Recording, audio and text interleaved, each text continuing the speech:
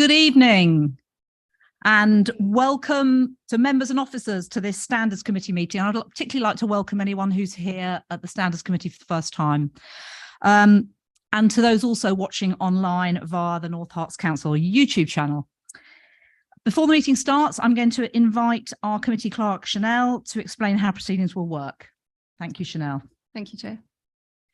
So for speaking, if a member wishes to speak, they should use the speak button located on the microphone unit. The microphone will light up green and the chair will be alerted of your request to speak. When the chair invites you to speak, your microphone will be made live and will turn red, at which point you can speak. For voting, when requested to vote, voting will be via the yes, no, abstain buttons on your microphone unit. Details of how members voted will be shown on the screens around the room, and the results will be visible on the YouTube stream. Are there any questions? I will now hand over to the Chair, Councillor Ruth Brown. Thank you. So firstly, apologies for absence. I've received apologies from councillors Simon Bloxham, Mandy Tandy, James Denislow, David Levitt and Raj Bakar. And having given due notice, Councillor Simon Bloxham will be substituted by Councillor Gerald Morris and Councillor Mandy Tandy will be substituted by Richard Fake. Thank you, they're both here. Having given due notice, Councillor Ian Albert was in attendance as the substitute member as a result of the vacancy on the committee for this meeting. The appointments to the committees will be considered at the annual council meeting. Are there any further apologies? No, I don't see any. So let's move on to item 2, then minutes of the last meeting, which was held on the 22nd of June 2022. I propose that we take those as read and approve them as a true record of the minutes of the meeting. Do I have a seconder? Thank you. Councillor Strong. Happy to second. Thank you. Does anyone have any comments on the minutes? Can we go to the vote then?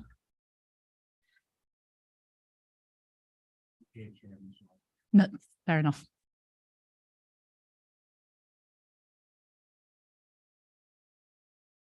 Chair, that motion is carried.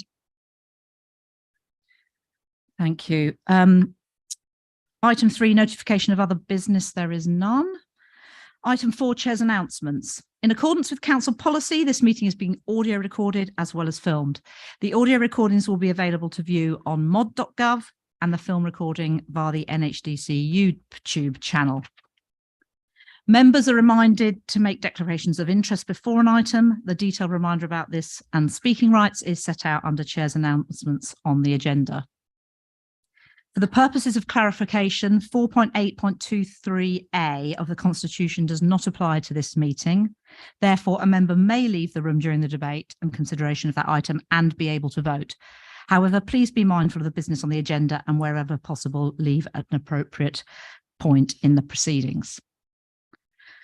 And then finally, as Chair's announcement, I just wanted to say that you may have noticed that I'm actually officially Vice Chair of this committee, and that the chair was the late Judy Billing.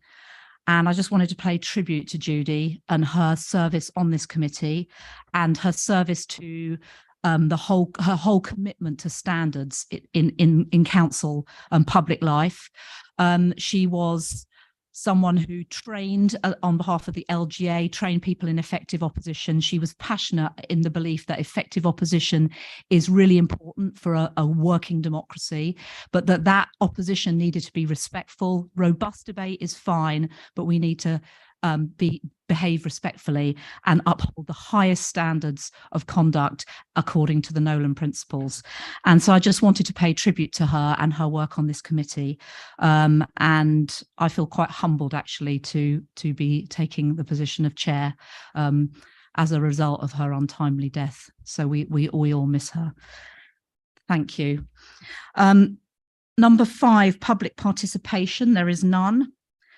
Item 6, Standards Matters Report. So I'm going to hand over to Jeanette Thompson to present. Thank you. Thank you, Chair. As the members are aware, this is a general report which is for noting and covers a variety of matters. The first is an update on the complaints that have been received since the last report in June 2020. You'll see from that we received 30 complaints, of which 2 were informal, and 20 of those were actually from one complainant. This year we've had 2 so far. I have one update just to provide in respect of the ongoing complaint, which is 3022. It said that in the narrative, clarification sought from the complainant. If that was in any way misleading, it has been supplied, so it's still an ongoing matter. So it's not a matter for the committee to debate here, but just to take that into account, that obviously it's not pending because of that lack of information. The next item is obviously just covering the councillor training and IP training. We have had quite a comprehensive approach to that in the recent years, with 3 sessions last year, and which we used the Local Government Association material for, which was adapted. We have already provisionally booked in the dates for the 16th and the 17th of May. So we'll have the same as 16th in the evening, which will be virtual, and the 17th in person. And this will be part of the information that's supplied to, I understand, to candidates as well as to those that are newly elected. We did have a separate session for the local councillors virtually, and I think it would be sensible just to offer that out for the 16th rather than have an individual session. So that notification hopefully has already been sent out, just to let them know that as soon as they supply that information, they'll be able to attend that session quite early on. And other than that, the independent persons, obviously the main and the reserve independent persons, do attend annual training, which is provided by Paul Hoey. So they're kept up to date on all the relevant information, updates, the law, etc. And I'm sure they'd be willing just to give you a brief mention of those sorts of things that have come up this year, if you ask them. Nationally, I've obviously set up some ongoing issues that are continue to be flagged by the Committee on Standards in Public Life, and the work of the local councils in terms of updating the guidance that the LGA provided.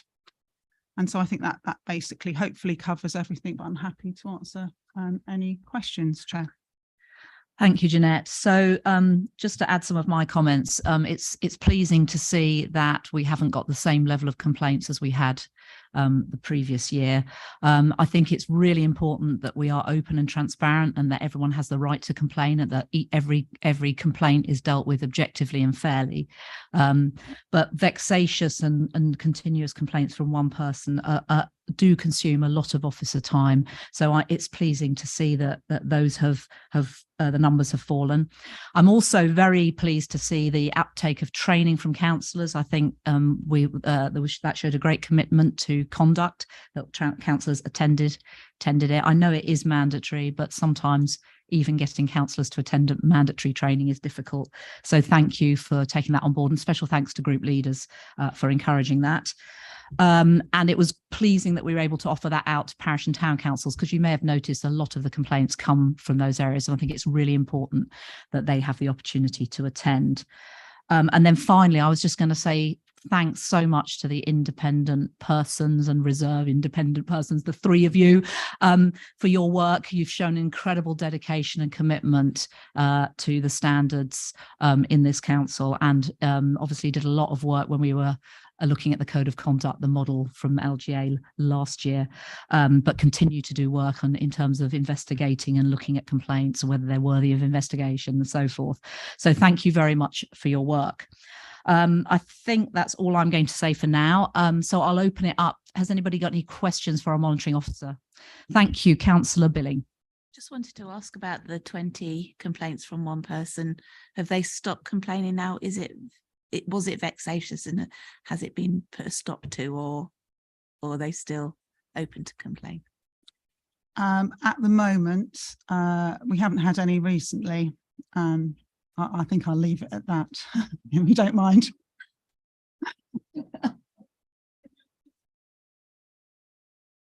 Are you afraid of jinxing it or something? Any other questions for our monitoring officer? Oh, thank you. Councillor Thake. Yes, Madam Chairman, just a sort of general one, nothing to do with specifically with this report, but I mean, clearly there comes a time when if one individual is levelling a series of complaints, one must begin to suspect that this might become vexatious or is vexatious. Are there any criteria that we should be aware of? And if there are, have they been applied? Has warnings been issued to this individual? So we do have them, and they vary from repeat, or I suppose the old terminology is tit for tat, but in response to other complaints. As you will be aware, sometimes when, especially with local councils, it can become quite a difficult environment in, where there is just a small number of councillors, and it can become quite toxic for them and how they deal with that. And I think this occasionally crops up. I think that was potentially a position there. Yes, we did consider it under our unreasonable customer procedures, and they were applied. But as I say, that's as much as I really would want to go into at this particular stage. I certainly wouldn't want you to go into the detail that would compromise the position, but this was just a general inquiry because we are all aware that there is the right to complain and that should be maintained. But there comes a time when sometimes one has to suspect that those complaints have an agenda behind them. And I'm glad that we've got the mechanisms to deal with it if we need to do so. Thank you. Absolutely, we have. Are there any further questions or comments from the committee? Councillor Strong. Thank you, Chair. I agree with you. I think it's good to see that the number of complaints and the work that the monitoring officer has had to do has gone down. And also here tonight, we're here to receive a list of the complaints that had been received and how those have been dealt with. And obviously there is one on the list that I think is particularly on a day when standards in public life is probably the topic of the day. Perhaps we should be also looking at standards in public life and particularly of our own council. There is a link in there that goes to a decision notice, and I do hope that members of the committee have gone in and looked at it and read what is in the agenda annex. And this was a decision notice for a cancelled subcommittee from the 5th of December of last year. But this complaint obviously relates to something that happened in January of the same year. So we're over a year here. The conclusions that are in there of Mrs. Wenham, that there was a case to answer on the release of confidential information, release of emails, and bringing the office of the councillor. And in that case, that councillor is the leader of this council who had broken the code of conduct. This is a serious matter, as I'm sure we would all want to agree here. That information that was released came from a confidential meeting, as it's noted, that was held on the 7th of January. I was in that meeting. I know when I left that meeting, I felt I had been bullied and I felt somewhat verbally abused, and that had been in front of colleagues and officers.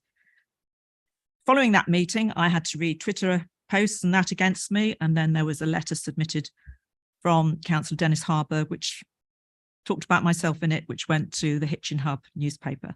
We were given as a party the opportunity to respond to those words that were written, and we said that we felt that what had gone on was unethical, it went against the code of conduct, and it undermined the offices of the leader.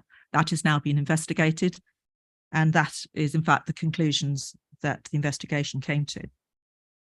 And in there we can see that there's a letter of apology, which is kind of rather buried because it's Appendix A, and it was on the decision notice of the meeting that was cancelled. That meeting would have been a determination hearing of conduct, but it got cancelled at the last minute because of the apology was written.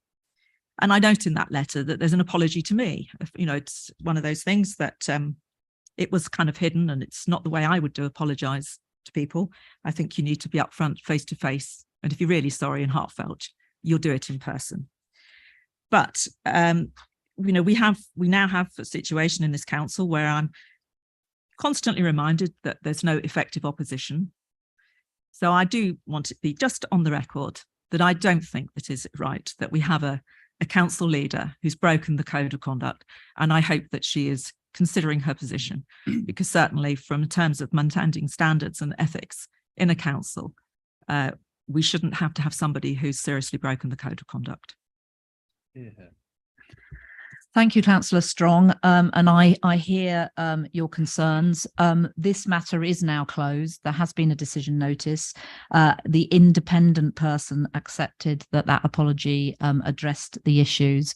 And personally, I have nothing further to comment on that. I'd just like to come back and make one other comment on that.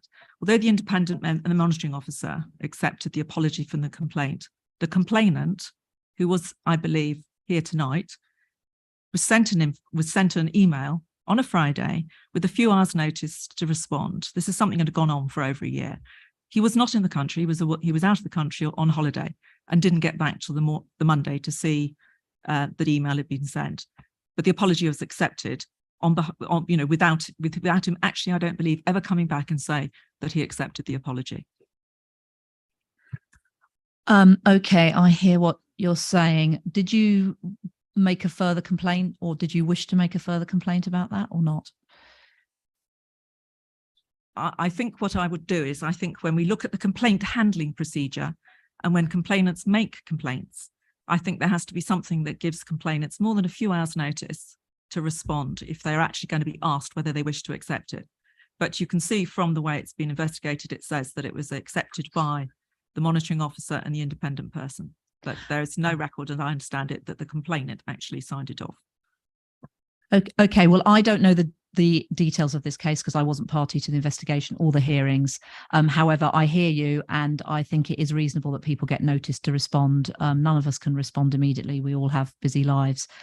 So as you say, we will be looking at the complaints handling procedure, and maybe that's something that can be looked at. Thank you. Councillor, could I just yeah, address do you want that to? point? Yeah. I've not received any complaint whatsoever from Councillor Derbyshire on that point, Councillor Strong. So obviously I'm more than happy to discuss that with him after the meeting and look at that, but it wouldn't have just been a few hours notice. Nicholas, would you like to comment further on that? Yes, I mean, I don't have the papers with me, but as far as I can recall, and this is purely my recollection, I would endorse what Jeanette has just said, or the MO has just said. I don't think it was down to just a few hours' notice. These matters are given the utmost and careful consideration, and any decisions, any advice I might give as IP, any decisions taken by the MO are not taken lightly or with undue haste. As I say, without looking back and seeing what the timetable was, I really can't remember exactly. But as far as I can recall, the notion of the apologies being accepted with, too little time for consideration by the complainant, I don't think would be borne out by analysis of the time actually dedicated to the process. But this is purely from my memory. Thank you, Nicholas. That's helpful that you've clarified that. Councillor Bryant. Thank you. I requested to speak halfway through Councillor Strong's speech. Sorry, I didn't see it come up here. That's okay. That was just my preamble, which puts in context what I'm going to say. I was chosen as the chair of the subcommittee of the complaint in question. And my point originally was to say that according to the complaint procedure, it actually is encouraged that in fact that applicants, that they apologise before the actual committee takes place, after the initial meeting, which actually makes the arrangements. So I was quite happy with that, because I thought it was actually in the spirit of what we were trying to do. And secondly, like the independent witness, my memory is that there was very adequate notice given about that apology. Thank you. Thank you, Councillor Bryant. Councillor Morris. Thank you, Chair. Having read Councillor Denning-Harburg's apology, my observations are, and without trying to be too philosophical, unfortunately, our lives are full of setbacks, distress and difficulties. However, most of us learn that we have to deal with these issues and do not let them affect our judgment or our ability to do our job. This is even more so when we take on the responsibility of representing the public as district councillors, and especially when we decide to become a leader. We do not do this job thinking that it will be an easy ride. Most of us do it because in our little way, we want to make North Hertfordshire a better place. Much of the council code of conduct is obvious, especially confidentiality, and the importance of the code of conduct is also spelt out to us by officers. Pressure is not an excuse for breaking the code. I appreciate that Councillor Denning-Harburg has apologised, although I think that we did not really need the explanation. A sincere apology would have been enough. These lapses of judgment do worry me. Thank you. Thank you. Councillor Munster. Thank you, Chair. And my comments are on the same matter, and I want to echo the comments by my colleagues, Councillor Strong and Councillor Morris. And I have two questions, which probably are better directed towards the monitoring officer. And the first is, can we get a definite answer and a definite response? Have the injured parties accepted the apology by Councillor Dennis-Harburg? And the second question that I have is whether or not a copy of the report which was made by the independent investigator is going to be made available in the public domain, or at least, at the very least, made available to members of this committee, because I think it would be in the public interest for that report into the breaches of the code of conduct by the leader of this authority to be made available to those members of the public who are interested in reading it. Do you want to answer that, Jeanette, or would you rather Nicholas, or you're happy to answer it? In respect of the first issue, and it is not a requirement under the complaints handling procedure for a complainant to have to accept that. They are consulted about it. If you have no response from a complainant on that, given in the circumstances, the time pressures that were involved in that particular case, and the potential that it was actually going to be a hearing on the day, I accepted that, having consulted the independent person, and I felt that that apology addressed the investigation and the investigation report. In terms of disclosure of full and detailed investigation report, this never went to a full hearing, and any requests that I receive will be considered in the light of the ICO's decisions, because there will be data protection issues within that. So if and when I do receive such a request, it will be considered under those regimes. Thank you. Councillor Munster, you want to come back? If you Yes. would mind. Yep. Just with respect to the hearing, obviously this matter didn't go to a full hearing, but is it unusual for these hearings to happen behind closed doors, or are they not normally public hearings, possibly like the one that we've seen today by the Privileges Committee? I don't know. Would you like to answer that? I've never been to a hearing. The final hearings are usually in public, but that would have been subject to any representations that were made by the councillor concerned and or their legal representatives. There were legal representatives that were involved in the case, and up to that point, representations had been made. So that would have been something for the members of that subcommittee to consider with legal advice. Thank you. Is there anybody else like to speak? Yes, Nicholas Munster. Just to add, two points to make. That certainly in my involvement with this complaint was dealt with in the most painstaking, time-consuming manner that one might imagine, both by the officers and by me, to ensure complete and utter fairness. That's fairness both to the complainant and also fairness to the subject member. That is partly why it took so long to deal with. That's the first point. And the second point, as a general observation to make, is the fact that this is being aired in public at tonight's meeting demonstrates the importance that certainly I, and I know Jeanette and Ruth and the whole committee will attach to openness and transparency in the manner in which complaints against elected members, whatever role they fulfill on the council, are dealt with complete openness, complete fairness, and complete integrity. And certainly from my perspective as an independent, I emphasize the word independent, I am satisfied and confident this matter was dealt with completely appropriately. And it was difficult, which is why it took such a long time to deal with. Thank you, Nicholas. That was really helpful. Councillor Thake. Yes, thank you, Chairman.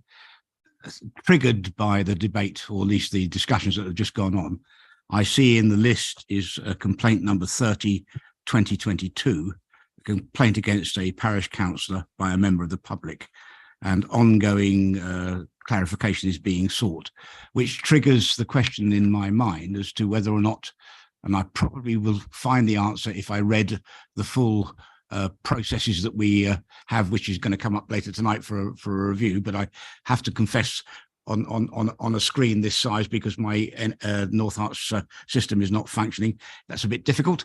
There must be a time limit before the monitoring officer decides that complaint has no further legs. And I just wonder, is that actually something that is included in our protocols? Is there a time limit? Yes, there's a time limit, and I will address it with the Deputy Monitoring Officer. She's not here tonight, and when she gets back next week, I shall ask the questions. Thank you. Are there any further questions, comments on this item 6, the Standards Matters Report? No. In which case, the recommendation is that the committee notes the content of the report and makes any suggestion on future actions. And I think we have had some suggestions, but I believe we're going to deal with that later. Okay, so shall we go to the vote then? Sorry, I propose. Very sorry, I got lost there. Can I have a seconder, please? Thank you, Claire Billing. Let's go to the vote.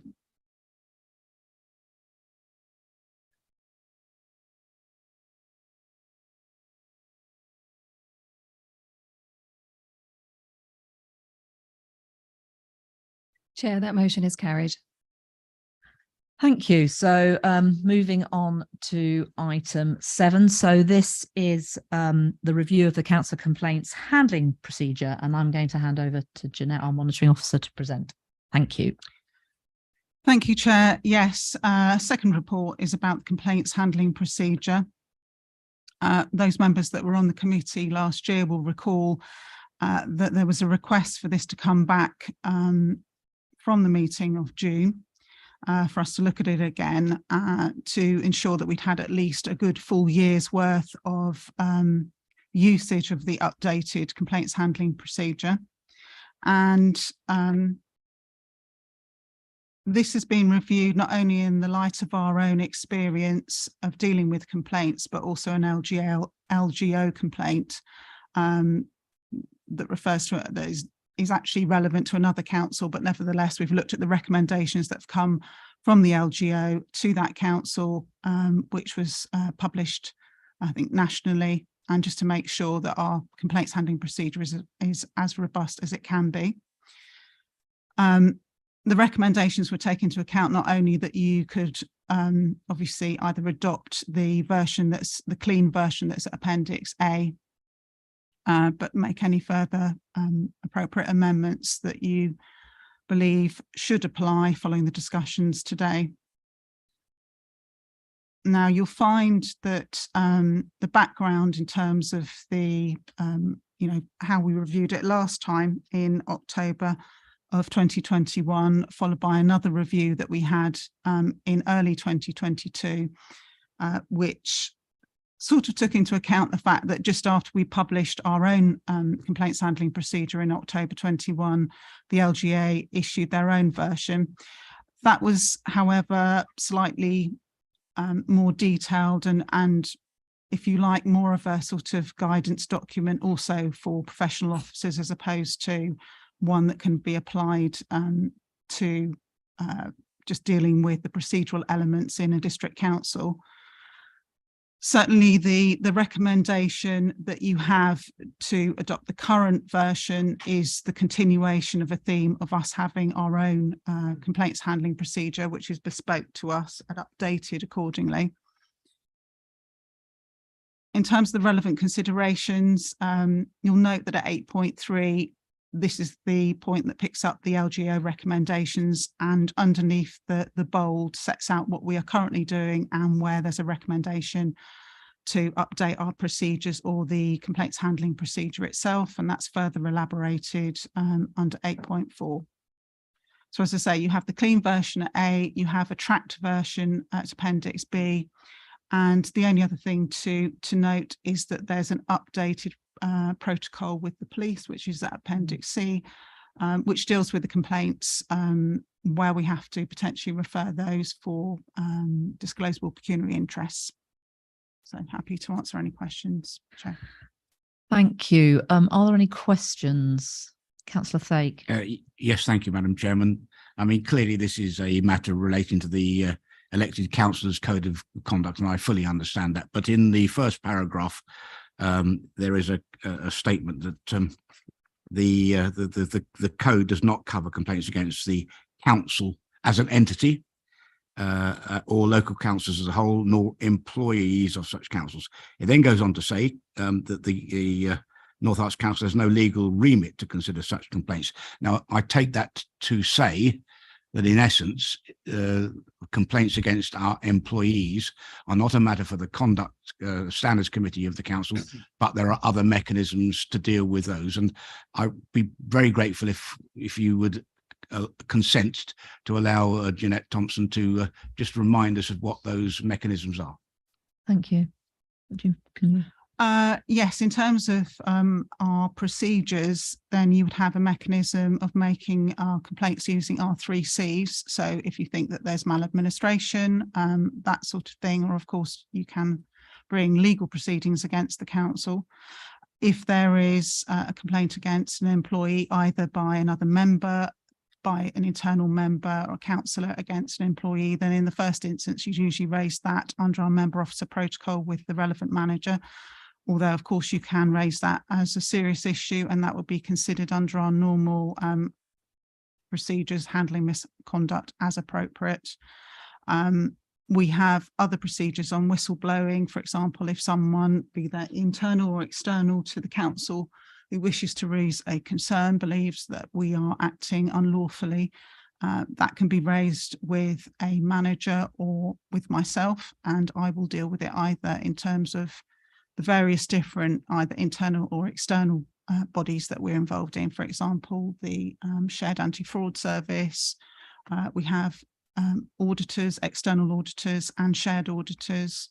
I could refer things to the police and so forth. That's the general theme of things. But I'm happy to, if it would assist, that we could clarify that in relation to that, this particular procedure only, the legal remit only applies to that. So under 1.1. Thank you. Thank you, Madam Chairman. I just wanted to clarify. I think I fully grasp the import of that particular sentence, but I thought it was just sensible that we had a little bit of clarification about the other mechanisms, because the Standards Committee deals with a specific set of circumstances. That's quite clear. Yes. Thank you. Thank you. And I think we've had a very full answer about how those other areas are covered. Councillor Morris. Thank you, Chair. If you look at Appendix B, which is on page 45, it refers to NHC, which is changed to North Herts Council. This is really, as I say, an observation. I've always found it confusing for the public that the name has been changed from North Herts District Council. When you go onto the .gov website, find your local council. There is no such thing as North Herts Council. There's only North Herts District Council. I mean, leaving aside, I thought it was a waste of money, but anyway, it is confusing for the public. I don't know. It's just an observation and perhaps it's not relevant for this, but it is confusing for the public. Thank you. Thank you, Councillor Morris. It's not really relevant to this committee or this document and this discussion. But just to say, yes, we have gone with the North Herts Council, and just to say in relation to the amount of money, this was done in-house. So we did not employ anyone to do it, and it was at minimal expense. It was a rebranding exercise, and personally, I think it's gone quite well. Yes, of course, any change, it takes people time to adapt, obviously, but I think it's simpler North Herts Council than North Herts District Council, personally. But obviously, others will disagree. So, but it's not really relevant to this meeting. So I'm not. Are you coming back on the same thing?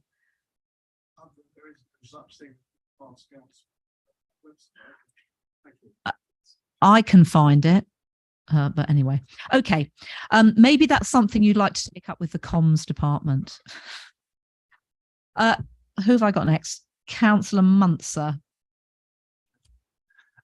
Thank you, Chair. And I just want to say it's very reassuring to hear that we're learning from our own experiences and that we're keeping in line with the national best practice. But I am going to echo the comments of Councillor Morris, because in legislation, in statute, it is North Hertfordshire District Council, on a statutory instrument, on court proceedings, on parking tickets. And when we're dealing with something as substantial and as legally important as the complaints handling procedure, it should be the full legal name of the authority. So I would like to propose that we change within this document North Herts Council to North Hertfordshire District Council, if that is in order. And I will be looking for a seconder possibly next to me. Do we have a seconder? Happy to second. Thank you, Chair. Yeah. Can I just ask the monitoring officer what the legal position is on that? Well, our correct legal title, our entity, is North Hertfordshire District Council.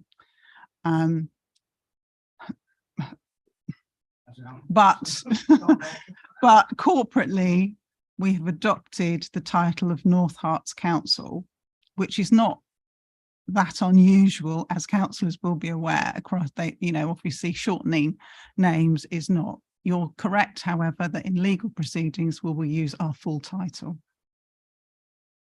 Okay, well, we have a proposer and a seconder for the North Herts Council to be amended to North Hertfordshire District Council in this document, and we will vote on that in.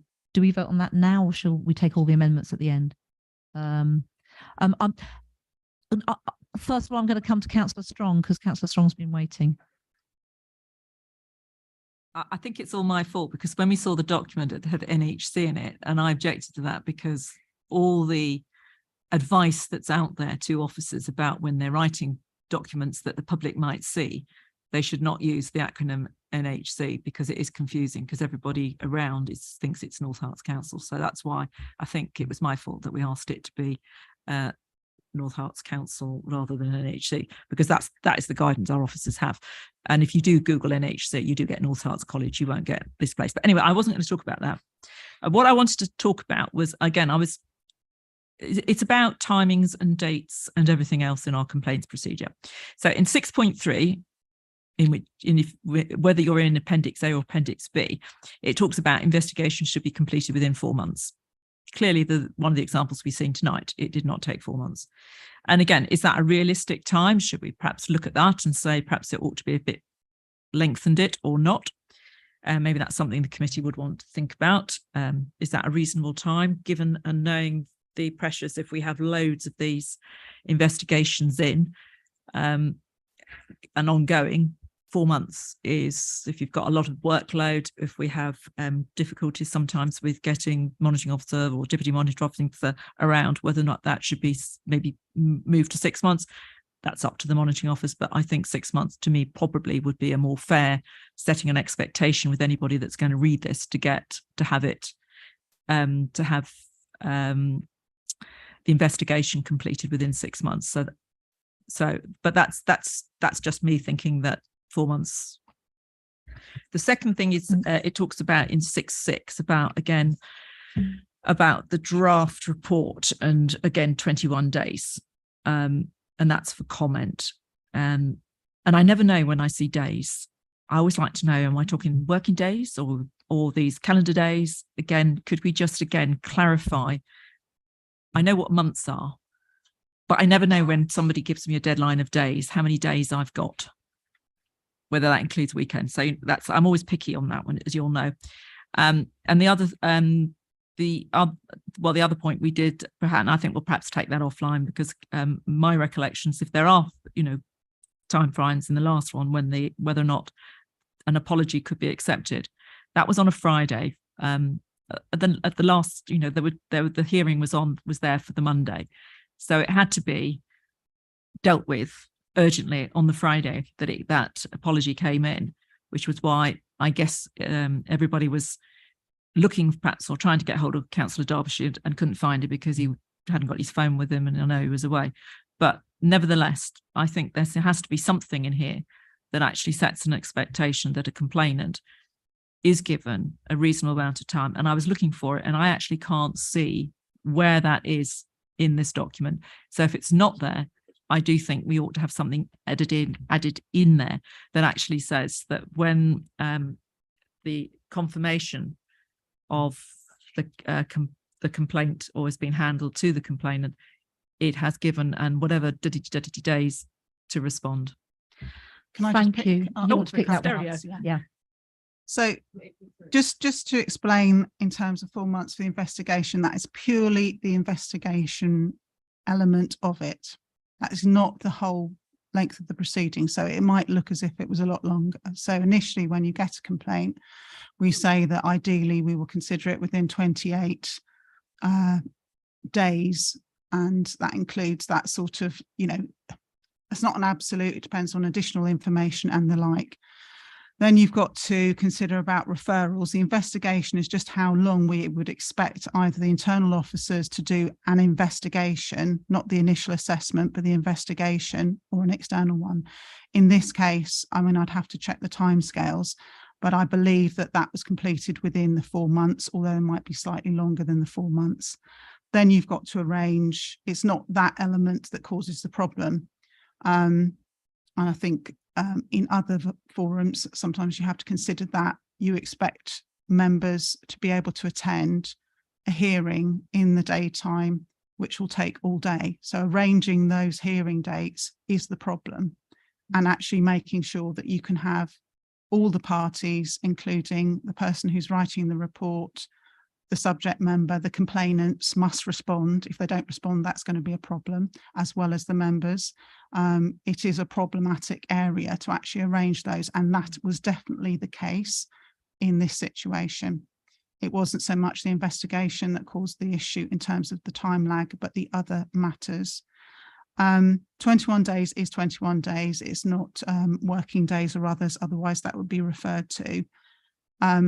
Expectation, I think, in terms of a response from a complainant, it must surely be correct that if you have an urgent hearing on the Monday, which you want to avoid spending £3,000 or £5,000 on, that is the time limit you give. And I know in that particular instance, there was contact on the 2nd and a response was requested for the 5th. So that is 3 days.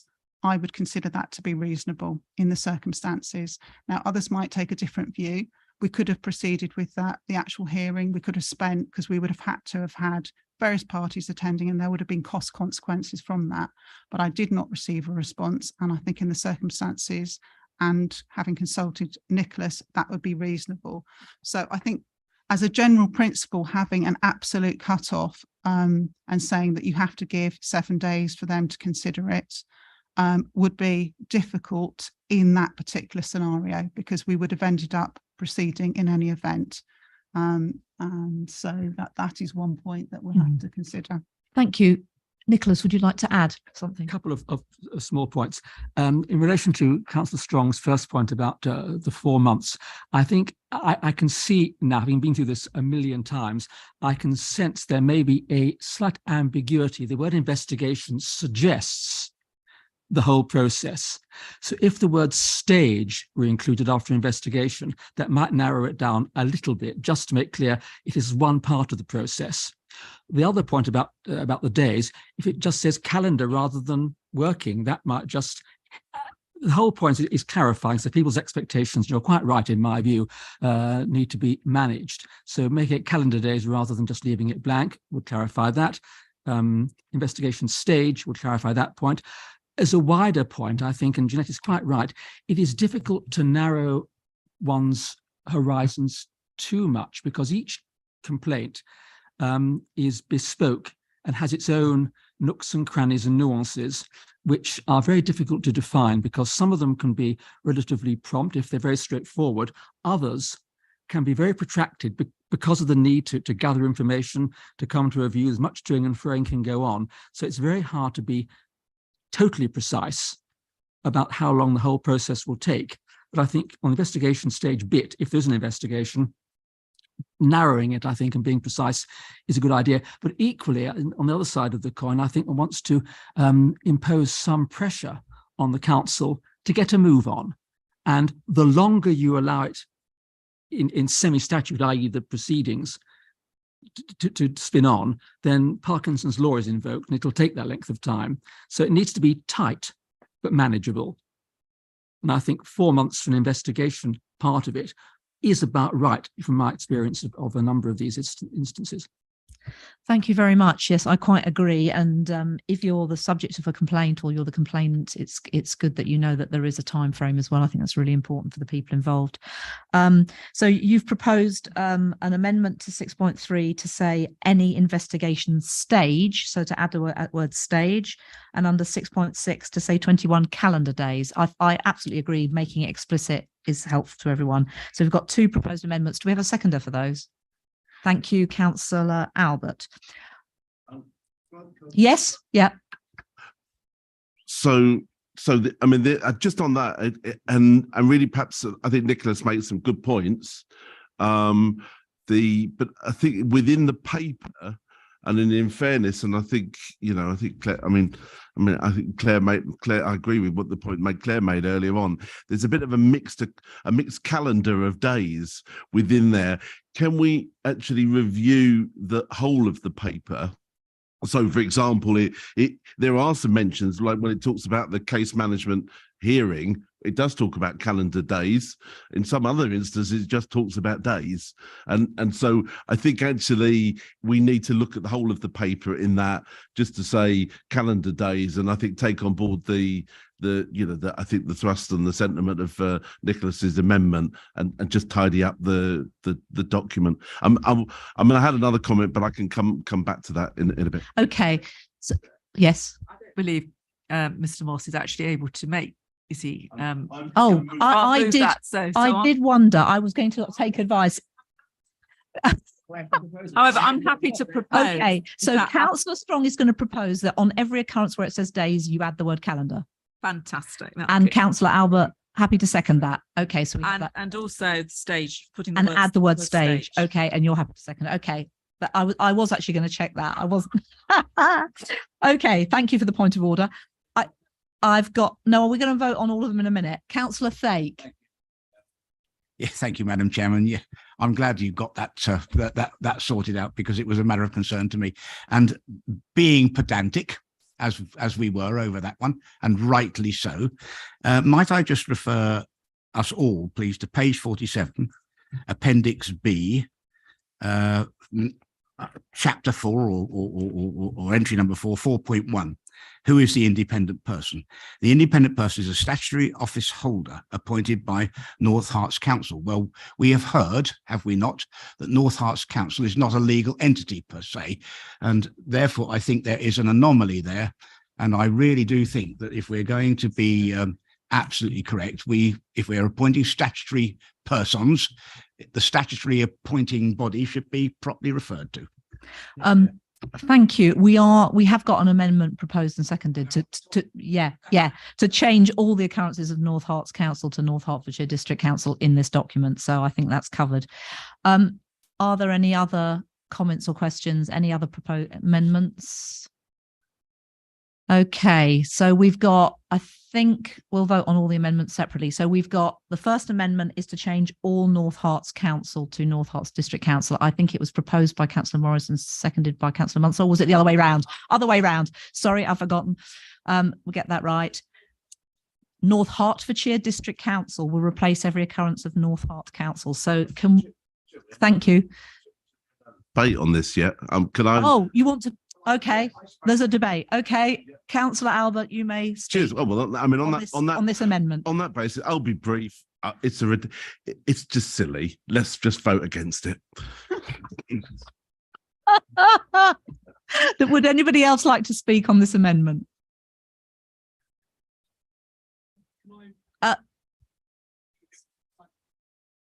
I think you have a right to reply, don't you? So you can speak. Is there anybody else who would like to speak on this amendment before Councillor Munsell exercises his right of reply? Councillor Prendergast. Not specifically on that amendment, but just having a look at something, although the whole purpose of a complaints procedure is for it to be as accessible as possible to the people who are making the complaint. And I'm not sure the wording of North Herts Council or North Herts District Council affects the accessibility in any way, shape or form. But in relation to how people can complain, there's two ways: making a complaint through the e-form or in writing. 3.1.3. If somebody does it through the e-form, do they get an acknowledgement of that? Can you respond to that? Yeah, they get an automatic one that comes through because it's one of the AF forms that you might be aware of from the 3 complaints, but then they will also get a more formal response as well. Yeah, with people with that accessibility side of it. And on that note, maybe I'm being pedantic, but I do think it should be as accessible as is possible. And I wonder if people should be able to complain via email if at all possible. I do sometimes think councils can let themselves down by not having that as an option to complain. What do we think? Anybody else want to comment on that? How practical is it as well? It does make it quite difficult to navigate whether you've actually received a complaint or not. Sometimes repeat complaints would have been one of those examples. The question is, does it add anything? I mean, if someone can do an email, they probably need to do an e-form. I hear your point about accessibility. We do need to make it easy for people to complain and straightforward and not put barriers in people's way. I mean, to be fair, if I received an email complaint, we would deal with it. So we don't just say you have to go back and use that form, but, you know, just to give you that reassurance, we wouldn't just discard it. Thank you for the reassurance. Okay. Right. We are on Amendment 1, which is the change of the name. Any more comments on that one? Right, I will let Councillor Munsell have his right to reply. Thank you, Chair. Listen, this is a very, very small administrative change to make sure that we are, referring to our legal statutory name. And I think all members need to do is just take a look at the screens around you. And what does it say? It says North Hertfordshire District Council. So I do hope that all members can support this amendment to ensure that we are, as I said, referring to our statutory name of this authority. Thank you. That's the point. Okay, let's go to the vote on that amendment then to change North Herts Council to North Herts District Council.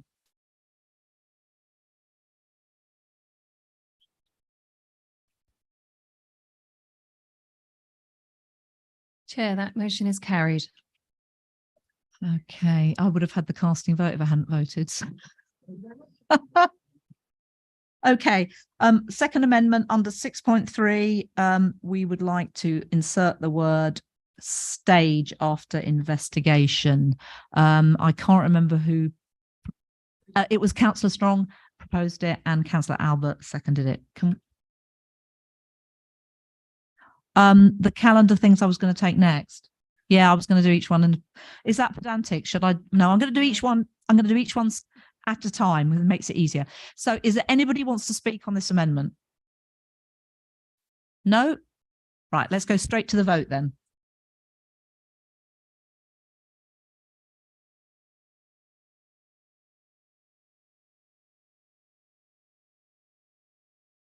Chair, that motion is carried. Thank you. So next is to add the word calendar in front of every occurrence of the word days. Again, proposed by Councillor Strong, seconded by Councillor Albert. Would anybody like to speak on this amendment? Councillor Strong, you proposed it, so can you come back under right to reply? Or did you want to add something? I just thought we would just go straight to the vote, and I was just going to thank the independent person for helping us through with putting these in. But I do, if we're going to go calendar days everywhere, can we just check that it is that the calendar days that that is then going to mean throughout the document? Yes, Just check that's that what I meant. Yeah, but the calendar days, it does make the timings and the interval that would be appropriate for whenever it's to come back. Yes, I think so. I mean, I haven't seen any occurrences to work, any reference to working days throughout this, so I don't see it would cause a problem. Anyway, Councillor Billing next. Oh, you're going to make the same point. Okay. Councillor Griffin. So there is a reference to working days in one of your Oh, is flow there? diagrams. One at the outset. Where is that one? One of the two appendices with flow diagrams, top right-hand corner. Top right-hand corner. That doesn't really help me. So Page. get to the page.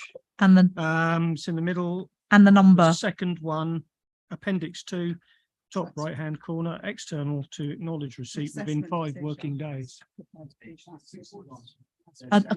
Okay. What number paragraph is it?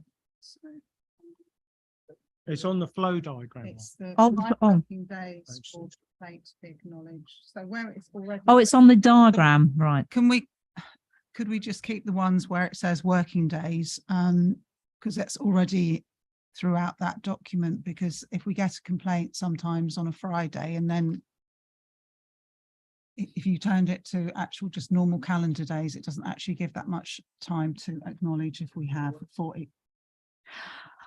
The difficulty is if you start going 21 working days, that's making it a lot longer, isn't it? Okay, so the proposer, Councillor Strong, what do you think about keeping the working days in the appendix?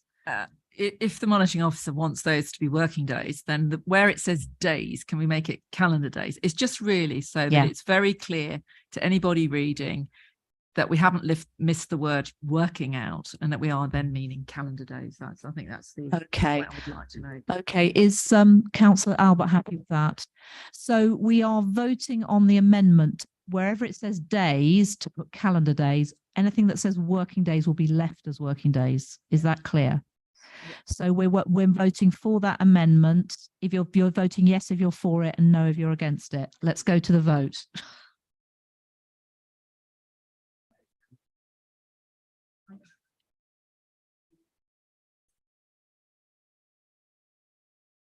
Chair, that motion is carried. Thank you. I think it's important to be as clear as possible. It's easy to vote for the wrong thing otherwise. I think that was all the amendments. Am I? Yes. Okay. Are there any? Does anybody want to say anything else about this? No. Okay. Let's vote on the document as amended then. So, I've got to get back to the beginning again. Further amendment. So that the Standard Committee delegates to the first point, so that the Standards Committee considers and adopts the updated council complaints handling procedure at Appendix A1 as amended is what we're voting on. So let's go to the vote. Oh, we need a proposer and a second. Well, I will propose. Who would like to second? Councillor Strong.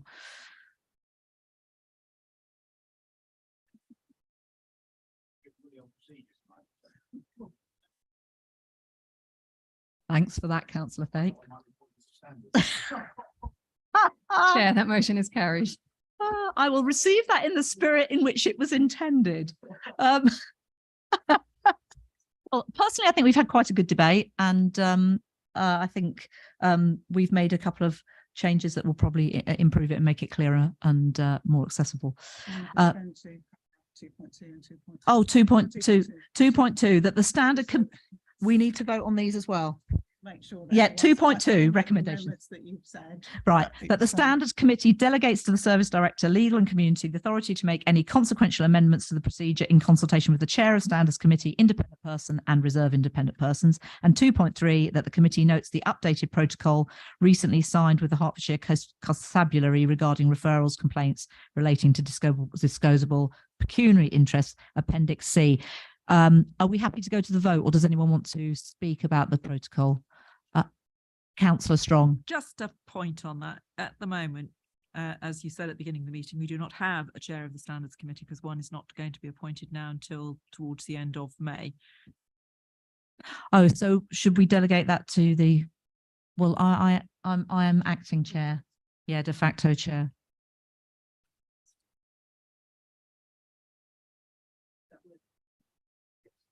Do we need it or not? I'll take advice from the monitoring officer. Yeah, I think that's the case too.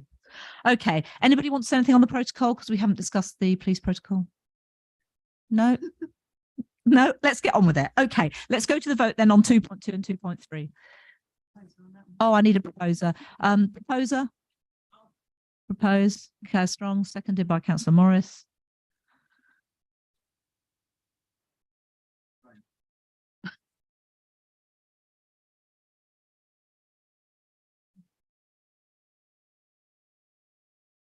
Chair, that motion is carried. Thank you very much. And thank you, committee. Thank you, independent persons and public. And I will close the meeting at 8:31.